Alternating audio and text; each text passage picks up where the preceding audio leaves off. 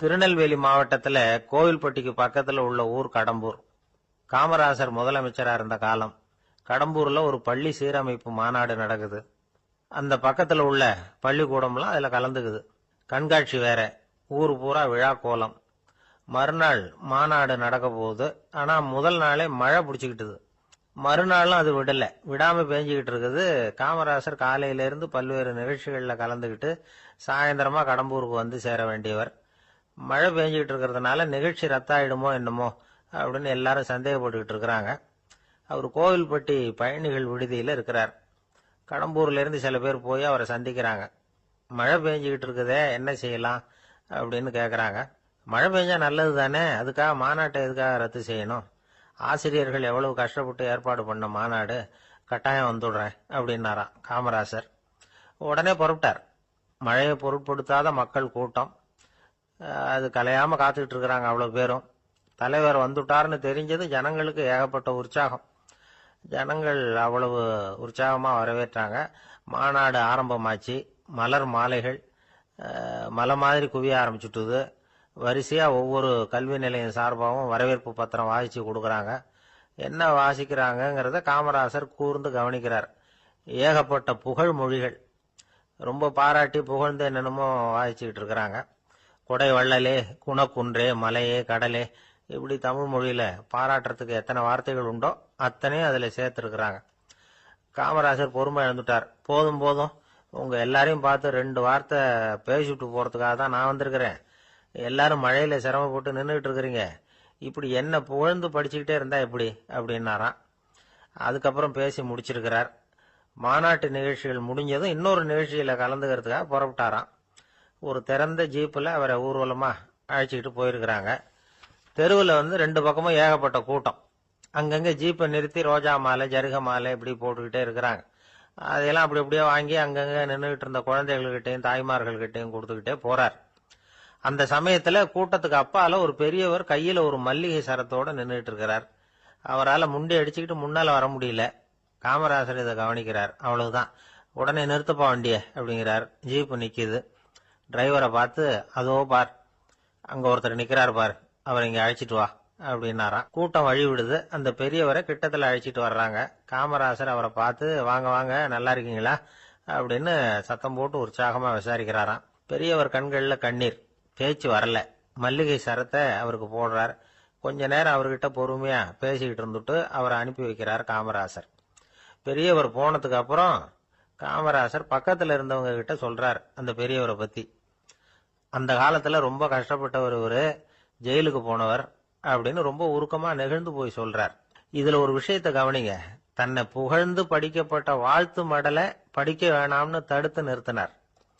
எங்கேயோ ஒரு மூலையில கையில ஒரு 4 முழம் மல்லிகை சரத்தோட ஒதுங்கி நின்றுகிட்டு இருந்த அந்த தொண்டரை அவ்வளவு பெரிய கூட்டத்துக்கு நடுவுலையும் தேடி கண்டுபிடிச்சு கிட்டத்துல கூப்பிட்டு அவர் கொடுத்த அன்பு மாலையை வாங்கி கழுத்துல போட்டுக்கிட்டார்.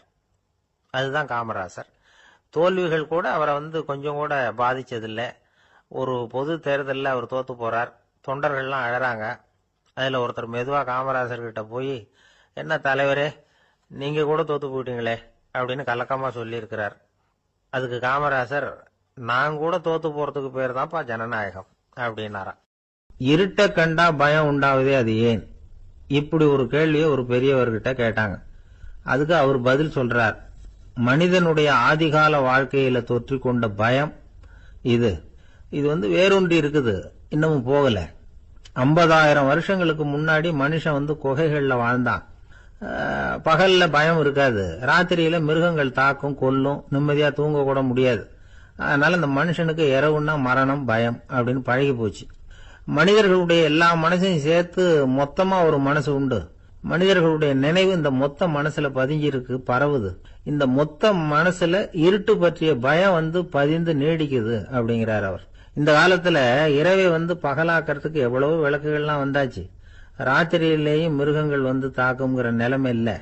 பாதுகாப்பான வீடுகள், விலங்குகளும் விலகி போயிட்டு, விலங்குகள்லாம் விலகி போயிட்டு, வீடுகளும் பாதுகாப்பா இருக்குது. சரி, இருந்தாலும் அந்த பழங்கால பயம் இருட்டு பயம் இன்னமும் மனுஷனை விட்டு போகல. இன்னொரு விஷயம் என்னன்னா, இருட்டுல இருந்து வெளிச்சத்துக்கு வராத மனிதர்கள் இன்னைக்கு அதிகம். ஒரு ஆளு ஆத்துக்கு மீன் பிடிக்கிறதுக்காக போனான். இன்னும் விடியல. அதுக்குள்ள வலையை எடுத்துட்டு கிளம்பி போயிட்டான். வெளிச்சம் வர்றதுக்கு முன்னாடியே போய் சேர்ந்துட்டான். விடிகிற வரைக்கும் என்ன பண்றது, சும்மா கரையிலேயே உட்காந்து காலை ஆட்டிக்கிட்டு இருக்கிறான். காலில் ஏதோ ஒரு சின்ன மூட்டை தட்டுப்பட்டுது. இருட்டில் அது என்னன்னு சரியா தெரியல. மூட்டைக்குள்ள சின்ன சின்ன கல்லா நிறைஞ்சி இருக்குது. சும்மா பொழுது போகணுமேங்கிறதுக்காக இவன் அந்த மூட்டைக்குள்ள இருந்து ஒவ்வொரு கல்லா எடுத்து ஆத்துல வீசிக்கிட்டு இருக்கிறான். விடிகிற வரைக்கும் வேற வேலை இல்லைங்கிறதுனால எப்படி செஞ்சுக்கிட்டே உட்காந்துருக்கிறான். கிழக்க மெதுவா வெளிச்சம் தெரிய ஆரம்பிச்சது. பொழுது விடியறதுக்கான அறிகுறி. இதுக்குள்ள அந்த மூட்டையில இருந்த எல்லா கல்லையும் எடுத்து வீசி எறிஞ்சுட்டான். கடைசியா ஒரே ஒரு கல்லு மட்டும்தான் கையில பாக்கி இருந்தது. வெளிச்சம் வந்ததும் அந்த கல்லை பார்த்தான். அப்படியே திகைச்சு போயிட்டான். அடடா, இது வரைக்கும் தெரியாம தப்பு பண்ணிட்டோமே அப்படின்னு நினைச்சான். ஏன் தெரியுமா, அவன் கையில இருந்தது வெறும் கல் இல்ல, விலை வசந்த ரத்தன கல். அது இருட்டுல என்னன்னு புரியாததுனால மூட்டையில இருந்த எல்லா ரத்தன கல்லையும் ஆத்துல வீசி எறிஞ்சிருக்கிறான். இப்போ அவனுக்கு அழுகையே வந்துரும் போல இருந்தது. வாழ்க்கையை வசதி ஆக்கிக்கிறதுக்கான வாய்ப்பு அவனுக்கு இருந்தது. இருந்தாலும் இருட்டுல அதை இழந்துட்டான். அந்த வகையில அவனுக்கு கொஞ்சம் அதிர்ஷ்டம் இருந்திருக்குது. அதாவது ஏதோ ஒரு வகையில இருந்திருக்குது. அதனாலதான் அந்த கடைசி கல்ல எரியறதுக்குள்ள வெளிச்சம் வந்துட்டுது. பல பேருக்கு அந்த அளவு கூட அதிர்ஷ்டம் வர்றதில்ல. எல்லாத்தையும் வீசினதுக்கு அப்புறம் தான் வெளிச்சம் வரும். என்னன்னு விவரம் தெரியாமலே எழுந்திரிச்சு வந்துருவாங்க. வாழ்க்கைங்கிறது ஒரு பெரிய புதையல். அதை புரிஞ்சிக்காம மனுஷன் அதை வீசி எரிஞ்சுக்கிட்டு இருக்கான் அப்படிங்கிறது தான் பெரியவங்க கருத்து. சில பேருக்கு புரிஞ்சுக்கிற நேரம் வரும், அதுக்குள்ள வாழ்நாள்லாம் ஓடி போயிருக்கும். அதுக்கப்புறம் என்ன பண்றது? நம்மால் ஒருத்தன் கையில ஒரு சின்ன பையோட வந்துகிட்டு இருந்தான். பை உள்ள ஏகப்பட்ட நகைகள், ரத்தன கல் எல்லாம் இருக்கு. வந்துகிட்டு இருந்தவன் திடீர்னு அந்த பைய அப்படியே ஒரு குளத்துல வீசி எறிஞ்சுட்டான். மகான்கள் தான் இப்படி பற்று இல்லாம இருப்பாங்க. என்னங்க இது, விலை மதிப்புள்ள அந்த பைய இப்படி குளத்துல வீசி எறிஞ்சுட்டீங்களே, இதுக்கு என்ன அர்த்தம் அப்படின்னு கேட்டார் அவன் கூட வந்தவர். அவன் மெதுவா இவர் காதோட காதா சொல்றான். ஒரு போலீஸ்காரர் பின்னாடி வந்துகிட்டு இருக்கிறார், அவர் போனதுக்கு அப்புறம் இதை எடுத்துக்குவேன் அப்படிங்கிறான். ஒரு ஊர்ல ஒரு புகழ்பெற்ற பத்திரிகையாளர் இருந்தார். அவர் ஒரு நாள் திடீர்னு இறந்து போயிட்டார். அதுக்கப்புறம் நேரா சொர்க்கத்துக்கு போனார். சொர்க்கத்தின் வாசல்ல நின்றுகிட்டு இருந்த ஒருத்தர் அவரை தடுத்தார். இத பாரு, ஏற்கனவே இங்க 12 பத்திரிகையாளர்கள் இருக்கிறாங்க, அவங்களுக்கே இங்க வேலை இல்லை. அதுக்கு என்ன காரணம்னா, சொர்க்கத்துல திடுக்கிடும் செய்திகள்லாம் ஒன்றும் கிடையாது. அப்படி என்ன இருக்க போகுது இங்க எல்லாம் அது ஒழுங்கா நடந்துகிட்டு இருக்கும். எல்லாம் ஒழுங்கா நடந்தா பத்திரிகைகளுக்கு சுவாரஸ்யமான கொலை, கொள்ளை, தீ வைப்பு இது மாதிரி எதுவும் இங்க இல்லை. ஏற்கனவே இங்க இருக்கிறவங்க எல்லாரும் மரத்தடியில் உட்காந்துக்கிட்டு தியானம் பண்ணிட்டு இருக்கிறாங்க. அந்த ஒரே செய்தி தான் தினமும் இங்க வந்துகிட்டு இருக்குது. அதை படிக்கிறதுக்கே இங்க ஆள் கிடையாது. அதனால நான் என்ன சொல்றேன்னா, நீ பேசாம நரகத்துக்கே போயிடு. அங்க எவ்வளவோ நிகழ்ச்சிகள் நடந்துகிட்டு இருக்கு. அங்கதான் அதிகமான பத்திரிகையாளர்கள் தேவைப்படுறாங்க. அங்க உனக்கு நிறைய வேலை இருக்கும். அதை செய்யறதில்ல, நீயும் மகிழ்ச்சியா இருக்கலாம் அப்படின்னு சொன்னாராம். அங்க அந்த சொர்க்கத்தின் வாசல்ல நின்றுகிட்டு இருந்தவர். இந்த பத்திரிகையாளர் அங்கேயே நின்று கொஞ்சம் யோசனை பண்ணார். இவருக்கு சொர்க்கத்திலே இருக்கணும்னு தான் ஆசை. அதனால மெதுவா அவர்கிட்ட பேசினாராம். ஐயா, என்ன ஒரு 24 மணி நேரம் இங்க உள்ள இருக்கிறதுக்கு அனுமதி கொடுங்க. இங்க இருக்கிற பல பத்திரிகையாளர்களை எனக்கு தெரியும். அவங்கள சில பேரை சமாதானப்படுத்தி மெதுவா பேசி நரகத்துக்கு அனுப்பி வச்சுடுறேன். நான் இங்க இருந்துக்கிறேன். உங்க கணக்குப்படி 12 பேருக்கு மேல இங்க தாண்டாது, அப்படி பாத்துக்கிறேன் அப்படின்னாராம்.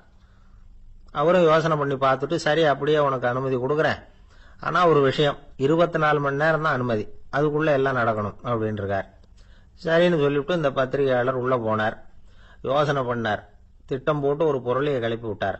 சக பத்திரிகையாளர்கள் எல்லாம் கூப்பிட்டு சொன்னாராம், இந்த பாருங்க, நரகத்துல ஒரு பெரிய தினசரி பேப்பரை கொண்டுகிட்டு வர்றதுக்காக திட்டம் போட்டுக்கிட்டு இருக்காங்க. அதுக்கு பல அதிகாரிகள் தேவைப்படுறாங்க. நிறைய சம்பளம் கிடைக்கும்.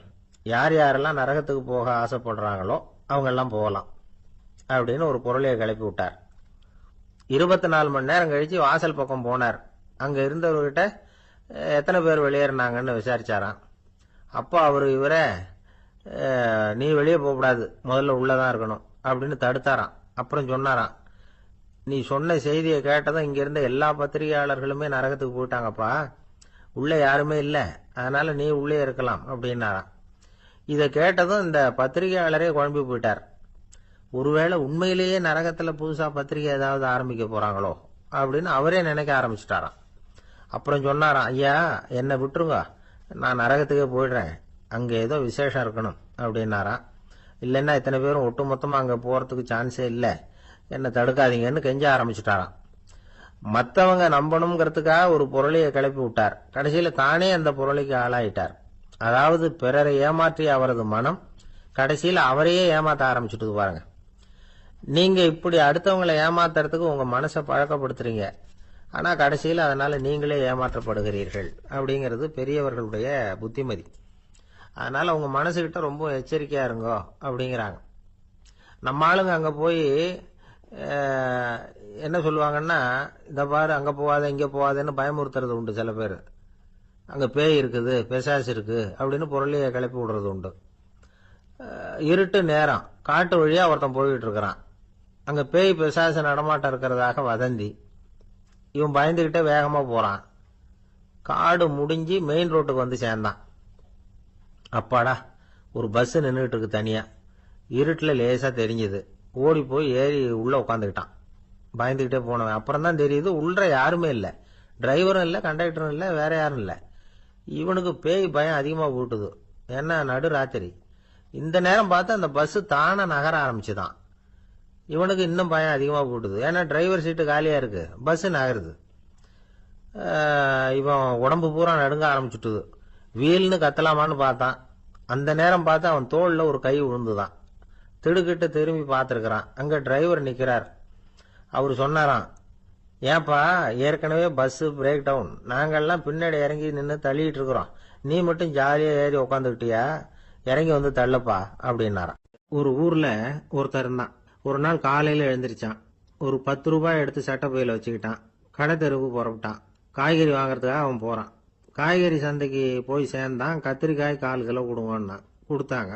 காசு கொடுக்கறதுக்காக சட்டை பையில கையை விட்டான். பணத்தை காணும்.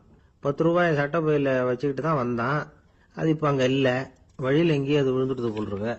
அல்லது யாராவது திருடர்கள் தெரியாம அதை எடுத்துக்கிட்டு போட்டாங்களா என்னன்னு தெரியல. எப்படியோ 10 ரூபாய் அவன் இழந்துட்டான். கையில காசு இல்லை. அதனால கத்திரிக்காயை திருப்பி கொடுத்துட்டு கவலையோட வீட்டுக்கு திரும்பி வந்தான். அதையே நினைச்சுக்கிட்டு இருந்தான். அவனுக்கு துக்கம் அதிகமா போச்சு. அழ ஆரம்பிச்சுட்டான். காய்கறிகள் வாங்கிட்டு வந்து ஆனந்தமா சமைச்சு சாப்பிடலாம்னு நினைச்சோம். அது முடியாம போச்சேங்கிற கவலை அவனுக்கு. அதனால அதை மறக்கவே முடியல. இது நடந்து கொஞ்ச நாள் ஆச்சு. அதே மனுஷன் இன்னொரு நாள் அதே மாதிரி புறப்பட்டான். பணத்தை எடுத்து பையில வச்சுக்கிட்டான். காய்கறி சந்தையை நோக்கி போய்கிட்டு இருக்கிறான். இப்போ வழியில ஒரு ஏழை பையனை பார்த்தான். தம்பி எங்க போற அப்படின்னு கேட்டான். ஐயா பள்ளிக்கூடத்துக்கு போயிட்டு இருக்கிறேன் அவன். சரி, அதுக்கே எவ்வளவு கவலையோட போயிட்டு இருக்கிற அப்படின்னு விசாரிச்சான் அவன். ஐயா நான் ரொம்ப ஏழை, வீட்டுல வசதி இல்லை, பரீட்சைக்கு பணம் கட்டணும், இன்னைக்கு கடைசி நாள், என்ன செய்யறதுன்னு தெரியலன்னா. இவன் பார்த்தான். தாங்கிட்ட இருக்கிற பணத்தை எடுத்து அந்த பையன்கிட்ட கொடுத்தான். இதை வச்சுக்கோ, உடனே பணத்தை கட்டு, நல்லா படி, பரீட்சை எழுது அப்படின்னு சொல்லிவிட்டு திரும்பி வந்துட்டான். வெறுங்கையோட திரும்பி வந்தும் வீட்டுல கேக்குறாங்க எங்க காய்கறின்னு வழக்கம் போல கேட்டாங்க. இவன் நடந்ததை சொன்னான். இப்போ வீட்டுல இருந்தவங்க அவங்கிட்ட ஒரு கேள்வி கேட்டாங்க. ஏங்க இதே மாதிரி முன்னாடி ஒரு தடவை காய்கறி வாங்க போய் வெறுங்கையோட திரும்பி வந்தீங்க, இப்பவும் வெறுங்கையோட தான் திரும்பி வந்திருக்கிறீங்க. ஆனா முன்னாடி வந்தப்போ வருத்தமா இருந்தீங்க, இப்போ உங்க முகத்துல வருத்தம் தெரியலையே அப்படின்னு கேட்டிருக்கிறான். அதாவது வீட்டுல இருக்கிறவங்க கேட்டாங்களாம். இப்போ அந்த மனுஷன் யோசிக்க ஆரம்பிச்சானாம். இந்த 2 நிகழ்வுகளுக்கு என்ன வித்தியாசம்? போன தடவை அவன் பணத்தை இழந்தான், இந்த தடவை அவன் பணத்தை இழந்திருக்கிறான். போன தடவை யாரோ திருடிட்டு போயிட்டாங்க, இந்த தடவை அவனாவே ஒரு பையன் பேர்ல இறக்கப்பட்டு எடுத்து கொடுத்துருக்கிறான். அன்னைக்கு பணம் போயிட்டுதேன்னு வருத்தமா இருந்தது, இன்னைக்கு பணம் போனாலும் மனசுக்கு மகிழ்ச்சியா இருக்கு, நிறைவா இருக்கு. கொஞ்சம் யோசிச்சு பாருங்க. பணத்தை இழந்தது மகிழ்ச்சிக்கோ வருத்தத்துக்கோ காரணமா இருக்க முடியாது. அப்படின்னா வேற எது காரணம்? அன்றைக்கு பணத்தை இழந்துட்டேன்னு அழுதான், இன்றைக்கு பணத்தை இழந்தாலும் மகிழ்ச்சியா இருக்கிறான். ஆகவே மகிழ்ச்சிக்கும் துக்கத்துக்கும் இழப்பு காரணம் அல்ல, இழப்பு பற்றிய நம்முடைய அறிவு தான் காரணம் அப்படிங்கிறது பெரியவர்களுடைய கருத்து. எந்த பொருளும் நமக்கு கவலையை உண்டு பண்றதில்ல, அந்த பொருள் பேர்ல நாம வைக்கிற பற்று தான் கவலையை உண்டு பண்ணுது. பொருள்கள் நம்ம விட்டுட்டு போயிட்டா நாம அழுதுகிட்டு இருக்கிறோம், நாமே அதுகளை விட்டுட்டு வந்துட்டா மகிழ்ச்சியா இருக்கிறோம். இந்த உண்மையை புரிஞ்சுக்கிட்டு நம்முடைய வாழ்க்கையை நல்ல விதமா அமைச்சுக்கணும். ஒரு ஆள் அழுதுகிட்டு இருந்தான். ஏன்டா அழுகுறேன்னு கேட்கிறார் ஒருத்தர். இழக்கிறதுக்கு எதுவும் இல்லை அதனால அழறேன்னா. என்னடா சொல்றேன்னார். கிட்ட வாங்க சொல்றேன்னா. இந்த மணி பர்ஸை வேற ஒருத்தன் பாக்கெட்ல இருந்து திருடுனேன், அப்புறம் தான் புரிஞ்சுது அவங்கிட்ட இழக்கிறதுக்கு எதுவும் இல்லைங்கிறது. ஆமாங்க இது காலி பர்ஸ், அதனால இப்ப அழுதுகிட்டு இருக்கிறேன், திருடியும் பிரயோஜனம் இல்லை அப்படின்னு சொல்லிவிட்டு அழுதானா.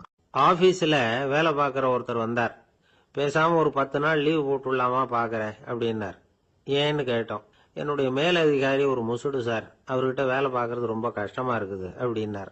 ஆபீஸ்ல வேலை பார்க்கறவங்க எல்லாம் ஒரு விஷயத்த நல்லா ஞாபகத்துல வச்சுக்கணும். மேலதிகாரிங்கிறவர் ஒரு பெரிய மகான் இல்ல, அவரும் ஒரு மானிட பிறவிதான். சராசரி மனுஷனுக்கு உள்ள பலம் பலவீனம் ரெண்டும் அவருக்கும் உண்டு. அதனால அவரை கொஞ்சம் அனுசரிச்சு போறதுக்கு பழகிறது தான் நல்லது. மேலதிகாரிகள்ல பல வகை உண்டு. அதுல முக்கியமா 3 வகை. அதுல ஒரு வகை எப்படி தெரியுமா? உங்களை ஒரு வேலை செய்யற மெஷினா மட்டுமே நினைக்கக்கூடிய வகை. இவங்கெல்லாம் எப்படின்னா, எங்கேயாவது வெளியூர் போயிருந்தா கூட அங்கிருந்து போன் பண்ணுவாங்க, அந்த வேலை என்னாச்சு, இந்த வேலை என்னாச்சு அப்படின்னு. இவங்களுக்கெல்லாம் உங்க நலனை பத்தியோ உங்க குடும்பத்தை பத்தியோ அக்கறை இருக்காது. நீங்க சொல்ற யோசனை எதுவும் இவங்க கிட்ட எடுபடாது. கொடுத்த வேலையை பாரு, நீ எனக்கு புத்தி சொல்ல வேணாம் அப்படிம்பாங்க. இவங்களை அனுசரிச்சு போறதுக்கு ஒரே வழி, இவங்க எதை சொன்னாலும் சரின்னு சொல்லிவிட்டு வேலையை கவனிக்க வேண்டியதுதான். இவங்க கிட்ட வேற எந்த கேள்வியும் கேட்டுக்கிட்டு இருக்கக்கூடாது. ஆமா சாமி போடுறது கௌரவ குறைச்சல் இல்ல, அது ஒரு அலுவலக சௌகரியம், அவ்வளவுதான். இன்னொரு வகையான மேலதிகாரிகள் எப்படி தெரியுமா? இவங்கெல்லாம் ஆபீஸ் வேலையை பத்தி அதிகமா கவலைப்பட்டுக்கிட்டு இருக்க மாட்டாங்க. தங்களுடைய சொந்த இமேஜ் பாதிக்கப்படக்கூடாதுங்கிறதுலயே கவனமா இருப்பாங்க. இவங்கெல்லாம் அடிக்கடி உங்க நலனை விசாரிப்பாங்க. அதே மாதிரி நீங்களும் அவரை விசாரிக்கணும்னு எதிர்பார்ப்பாங்க. இந்த ரக அதிகாரிகளுக்கெல்லாம் புது வருட வாழ்த்து அனுப்பலாம், பிறந்த நாள் வாழ்த்து அனுப்பலாம். அவருக்கு எங்கேயாவது ஒரு பாராட்டு விழா நடந்தா முதல் வரிசையில போய் உட்காந்து உங்க முகத்தை காட்டலாம். ஆபீஸ் வேலையை மட்டுமே பார்க்கிற பணியாளர்கள் இது மாதிரி அதிகாரிகள் கிட்ட நல்ல பேர் வாங்க முடியாது. இன்னொரு வகையான மேலதிகாரிகள் உண்டு. அவங்க எப்படின்னா, ஆபீஸ் வேலையை பத்தியும் கவலைப்பட மாட்டாங்க, தனக்கு கீழே வேலை பார்க்கறவங்கள பத்தியும் கவலைப்பட மாட்டாங்க. எக்காரணம் கொண்டும் தன்னுடைய பொசிஷனுக்கு ஆபத்து வந்துடக்கூடாதுன்னு நினைக்கக்கூடியவங்க இவங்க. இவங்களால கடுமையான வேலை செய்யவும் முடியாது, தீர்மானிக்கவும் முடியாது. எந்த முடிவையும் எடுக்காம அப்படியே தள்ளி போட்டுக்கிட்டே போடுவாங்க எல்லாத்தையும். இதனால என்ன ஆகும்னா, இவருக்கு கீழே வேலை பார்க்கிற உங்களுக்கு பொறுப்பு அதிகமாயிடும். இவங்க கிட்ட போய் பிரச்சனையை மட்டும் சொல்லி பிரயோஜனம் இல்லை, அதுக்கான முடிவுகளை நீங்களே சொல்லணும். அப்பதான் இது மாதிரி அதிகாரிகள் கிட்ட நல்ல பேர் வாங்கலாம். அட்லீஸ்ட் கெட்ட பேர் வாங்காமலாவது காலம் தள்ளலாம். ஆபீஸ்ல வேலை பார்க்கறவங்க முக்கியமா சில விஷயங்களை ஞாபகத்துல வச்சுக்கணும். ஆபீஸ்ல நடக்கிற நல்லது கெட்டது எதுவா இருந்தாலும் உடனடியா மேலதிகாரி கிட்ட தெரிவிக்கிறது நல்லது. 3வது மனிதர் மூலமா அதை அவர் தெரிஞ்சுக்கிறது அவ்வளவு நல்லது இல்லை. எந்த மேல் அதிகாரியுமே தான் இந்த சர்பாஸ் செய்யப்படுறத விரும்புறதில்ல. அதனால அவருக்கு தெரியாம மேலிடத்துக்கு மணி எழுதி போடக்கூடாது. அப்படி எழுதி போடுறவங்க சில பேர் இருக்கிறாங்க. நீங்களும் உங்க மேலதிகாரியும் தொழில் ரீதியா ஒரே படிப்பு படிச்சவரா இருக்கலாம். அப்படி இருந்ததுன்னா அட்ஜஸ்ட் பண்ணி போறது கொஞ்சம் கஷ்டம்தான். இதை மனசுல வச்சுக்கிட்டு நடந்துக்கணும். உங்களுக்கும் அவருக்கும் அபிப்பிராய பேதமா, அது அவருக்கும் உங்களுக்கும் உள்ள தனிப்பட்ட பிரச்சனை. அதை விளம்பரப்படுத்திட்டு இருக்க கூடாது, அது அவருடைய கோபத்தை கிளறும். உங்க மேலதிகாரி உங்க கூட படிச்சவரா இருக்கலாம், அதுக்காக அவர் எல்லாருக்கும் முன்னாடி அடைய கிச்சாமி எப்படா இருக்க அப்படின்லாம் கேட்டுக்கிட்டு இருக்க கூடாது. பொதுவா யாரும் அதை விரும்புறதில்ல. இவ்வளவையும் உங்க மனசுல வச்சுக்கிட்டு கொஞ்சம் சாமர்த்தியமா நடந்துகிட்டீங்கன்னா ஆபீஸ் உங்களுக்கு அவஸ்தையா இருக்காது, ஆனந்தமா இருக்கும். ஒரு மேலதிகாரி தன்கிட்ட வேலை பார்க்கிற ஒருத்தரை பத்தி ரொம்ப பெருமையா சொன்னாராம். எங்க ஆபீஸ்ல எவ்வளவோ பேர் வேலை பார்க்கறாங்க, எல்லாரும் தினமும் ஏதாவது பிரச்சனைகளை சொல்லிட்டு இருப்பாங்க. ஆனா இவர் ஒருத்தர் மட்டும்தான் இது வரைக்கும் என்கிட்ட எந்த பிரச்சனையும் சொன்னதே இல்லை. அவர் பாட்டுக்கு வருவார், வேலை பார்ப்பார், போயிடுவார் அப்படின்னாராம். நான் உடனே அவ்வளவு பெருமைக்குரிய அந்த ஊழியரை பார்த்து கேட்டேன், ஏன்பா உன்னுடைய மேலதிகாரி கிட்ட நீ எந்த பிரச்சனையும் கொண்டுகிட்டு போறதே இல்லையாமே அப்படின்னு கேட்டேன். அதுக்கு அவர் சொல்றாரு, ஆமாங்க, அது ஏன்னா அவரால் எந்த பிரச்சனையுமே தீர்க்க முடியாதுங்கிறது எனக்கு நல்லா தெரியும், அதனால அப்படி செய்யறேன், வேற ஒண்ணும் இல்லை அப்படின்னார் ரொம்ப பொறுமையா. இப்பெல்லாம் நம்ம ஊர்ல மாமியார் மருமகள் ஒருத்தர் நல்லா புரிஞ்சுக்கிட்டு நல்ல விதமா தான் இருக்கிறாங்க பல இடத்துல. அதனால நான் இப்ப சொல்ல போற கதையை கேட்டுவிட்டு இந்த காலத்துல அவ்வளவு மோசமா யாரு சார் நடந்துக்கிறாங்க அப்படின்னு கேட்டு யாரும் சண்டைக்கு வரக்கூடாது. இன்னொரு உண்மையையும் சொல்லிவிடுறேன். அதாவது இந்த கதையை நமக்கு எழுதி அனுப்பி இருக்கிறதே கொஞ்ச நாள்ல மருமகளாகவும் அதுக்கப்புறம் கொஞ்ச காலத்துல மாமியாராகவும் ஆக போற ஒரு நேயர் தான். சரி, இந்த கதைக்கு வருவோம். அதாவது ஒரு சின்ன குடும்பம், அந்த வீட்டுல மாமியார் ஆட்சி, அவங்க வச்சதுதான் சட்டம். புள்ளையண்டான் எப்படின்னா, அம்மா சொல்றதையும் கேட்டுக்குவான், மனைவி சொல்றதையும் கேட்டுக்குவான், நமக்கு என்னத்துக்கு வம்புங்கிற டைப். மருமகள் பேர்ல குறை கண்டுபிடிக்கிறதுலயே அந்த மாமியாருக்கு ஒரு சுவாரஸ்யம். சின்ன சின்ன விஷயத்துல எல்லாம் குத்தம் கண்டுபிடிச்சுக்கிட்டே இருக்கிறாங்க. பொதுவா எல்லாரும் எப்படின்னா ஏதாவது ஒரு காரணத்துக்காக சண்டை போட்டுக்கிட்டு இருப்பாங்க. அந்த அம்மா எப்படின்னா ஏதாவது ஒரு சண்டையை போடுறதுக்காக காரணத்தை தேடிட்டு இருப்பாங்க. அப்படி ஒரு மனசு. அந்த மருமக பொண்ணு பாவம் பயந்து பயந்து ஒவ்வொரு காரியமும் செஞ்சுக்கிட்டு வந்தது. இப்படியே பல வருஷம் ஓடி போயிட்டுது. அந்த மாமியாருக்கும் ரொம்ப வயசாயிட்டுது. இருந்தாலும் அந்த பழைய சுபாவம் மட்டும் மாறவே இல்லை. திடீர்னு ஒரு நாள் பக்கவாதம் வந்து அந்த அம்மாவுக்கு ஒரு பக்கம் கை கால் இழுத்துக்கிட்டுது. வாய் சுத்தமா பேச முடியாம போயிட்டுது. சத்தம் மட்டும் வரும். ஒரு பக்கத்து கை காலை அசைக்க முடியும். பேசுறதெல்லாம் கையால தான், அதாவது கை சைகையால. இப்படிப்பட்ட நிலைமையில கூட அந்த பொண்ணு தண்ணியோ பாலோ இவங்க எதிரில் கொண்டாந்து வச்சா அதை வேணும்னே தட்டி விட்டுட்டு ஒம்பு வளர்க்கறது. அதுக்கப்புறம் அந்த பொண்ணு தரையை சுத்தப்படுத்தும்ல, அதை பார்த்து ரசிக்கிறது. இருந்தாலும் அந்த பொண்ணு இதையெல்லாம் பெருசுப்படுத்தாம ரொம்ப பொறுமையா தான் இருந்தது. ஒரு நாள் வீட்டில் வச்சிருந்த பாலை பூனை குடிச்சிட்டு போயிட்டுது. வயசான காலத்துல இந்த அம்மா பால் இல்லாம கஷ்டப்படுவாங்களே அப்படின்னு நினைச்சு பக்கத்து வீட்டுல போய் கொஞ்சம் பால் வாங்கிட்டு வந்து காய்ச்சி மாமியார் முன்னாடி கொண்டாந்து வச்சுது அந்த பொண்ணு. வழக்கம் போல அந்த அம்மா பாலை தட்டி விட்டுட்டாங்க. இது அந்த மருமக பொண்ணு கவனிச்சுட்டுது. இவ்வளவு நாள் பொறுமையா இருந்த இந்த மருமகளுக்கு இன்னைக்கு இதை பார்த்ததும் அசாத்திய கோபம் வந்துட்டுது. கதவுக்கு பக்கத்துல சாத்தி வச்சிருந்த உலக்கையை எடுத்து மாமியார் தலையில போட, அது குறி தவறி கழுத்துல பட, அந்த அம்மா கழுத்தை பிடிச்சிக்கிட்டு ஊன்னு கத்த, இந்த பொண்ணு ஒன்னும் அலட்டிக்காம உலக்கையை எடுத்து மறுபடியும் கதவு பக்கம் சாத்தி வச்சுட்டு அது பாட்டுக்கு நடந்து போயிட்டுது. இருந்தாலும் மனசுக்குள்ள லேசா ஒரு பயம். கணவன் வீட்டுக்கு வந்ததும் என்ன விஷயம்னு கேட்டா எப்படி சமாளிக்கிறது? அன்னைக்குன்னு பார்த்து ரொம்ப நேரம் கழிச்சு வீடு வந்து சேர்ந்தான் கணவன். உடனே அந்த அம்மா புகார் பண்ண ஆரம்பிச்சுட்டுது. பேச்சுதான் வராத, அதனால ஒரு பக்கத்து கையால சைகை காட்டுது.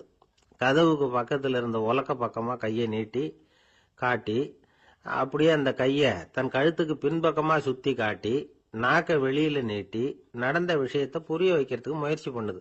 இவனுக்கு ஒன்னும் புரியல. என்ன சொல்றாங்க அம்மா அப்படின்னு மனைவி கிட்ட கேக்குறான். அதுக்கு அந்த பொண்ணு ரொம்ப புத்திசாலித்தனமா, என்னங்க உங்க அம்மா சொல்றது உங்களுக்கு இன்னும் புரியலையா? அவங்க உங்களை பார்த்து என்ன சொல்றாங்கன்னா, ஏண்டா உலக்க மாதிரி நிக்கிற, சாக போற எனக்கு சங்கிலி எதுக்கு, என் கழுத்துல கிடக்குற இந்த சங்கிலியை கழட்டி என் மருமக கழுத்துல போடுறா அப்படின்னு சொல்றாங்க அப்படின்னு தான். ஓ அப்படியா விஷயம்னு சொல்லி அம்மா கழுத்துல இருந்த சங்கிலியை எடுத்து மனைவி கழுத்துல போட்டுட்டு, அம்மா உன் விருப்பப்படியே போட்டாச்சு, இனிமேலாவது நிம்மதியா படுத்து தூங்கு அப்படின்னு சொல்லிவிட்டு உள்ள போயிட்டான்.